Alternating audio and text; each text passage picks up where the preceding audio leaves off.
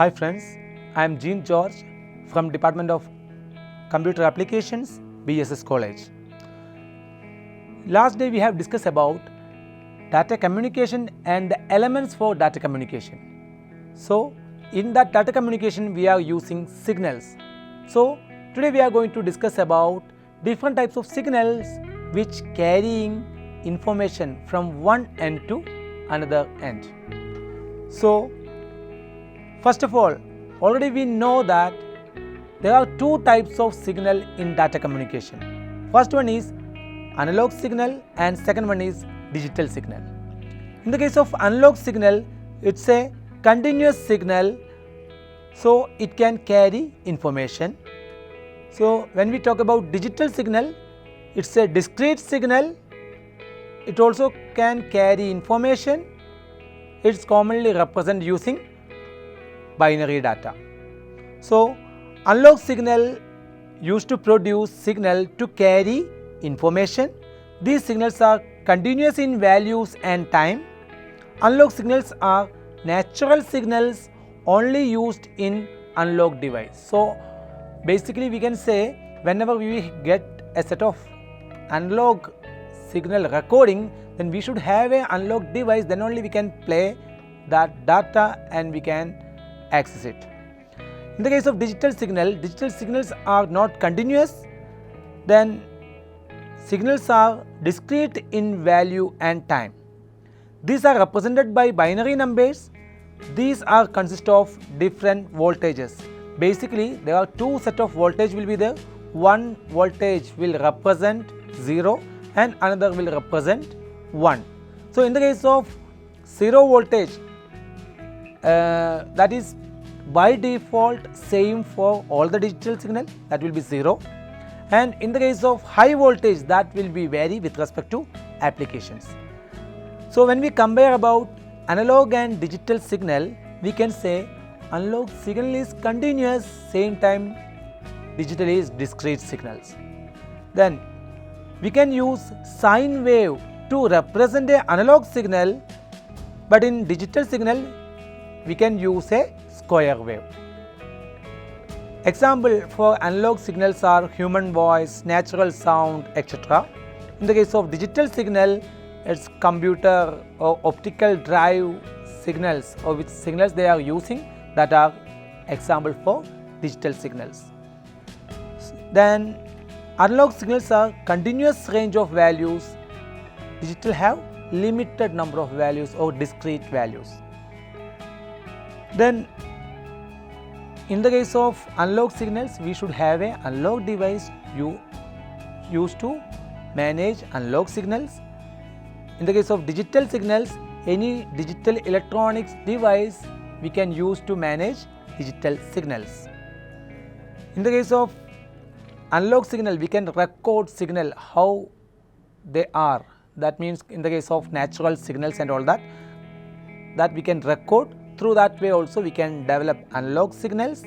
But in the case of digital signal, first of all we should collect the signal or data, then we need to convert it into binary wave format.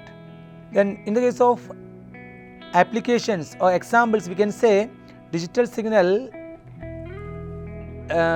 example for digital signals are digital computers, digital phones, etc. And in the case of analog signals, analog phones, thermometer, human voice are examples. So, next we are going to discuss about data transmission. So, analog and digital signal have the data, it can carry that data, but how we are going to send that data? There are two methods to send a data from sender to receiver. First method is parallel data transferring and second method is serial data transferring. So, in the case of parallel data transferring, multiple parallel links or paths are used that transmit each bit of data simultaneously. And in serial data transferring, a single communication link used to transfer the data from one end to another end. That means data will transfer sequentially one after another, like that we will send the data. So, from this diagram you can get more better idea about how the data transferring is happen in serial and parallel data transferring. In the case of serial, you can see only one way is there, through that we can send data and we can receive it. And in the case of parallel data transferring, multiple path or channel is there. So with respect to the number of multiple path, we can send multiple bits. By default, we can say we can send 8 bit at a time. So finally, when we compare about these two types of data transmission, we can say serial data transmission can send data in two directions but bit by bit. The same time, in the case of parallel data transmission, data can send in multiple directions, so 8 bit at a time. When we compare with serial data transmission, parallel data transmission is more expensive. Then in the case of serial data transmission, per clock or per pulse, we can say we can send 1 bit data, but in parallel data transmission we can send 8 bit data. So from this we can understand that parallel data transmission is more and more faster than serial data transmission. But serial is slow data transmission method. Then also in the case of long distance communication, we need to use serial data transmission. In the case of short distance communication, we can use parallel data transmission. For example, application we can say computer to computer communication. In that case, we are using serial data transmission, like sequential data sending method we are using. But in the case of computer to printer communication, we can use parallel data transmission. So in this session, we have discussed about different types of transmission. Also we have discussed about different types of signals which we are using in data communication.